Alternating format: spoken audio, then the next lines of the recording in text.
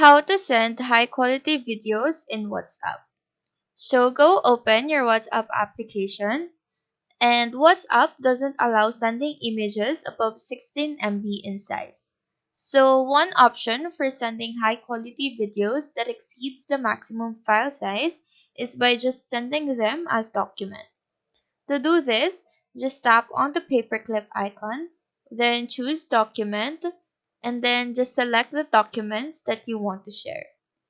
But another feature that allows high quality videos being sent can be accessed through settings.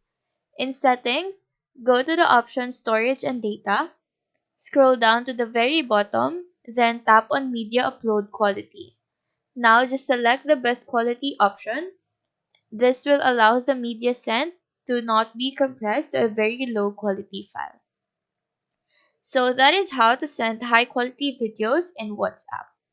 Do let us know if this video helped you out, and if you have any questions, feel free to drop them down below. Thank you for watching and have a nice day.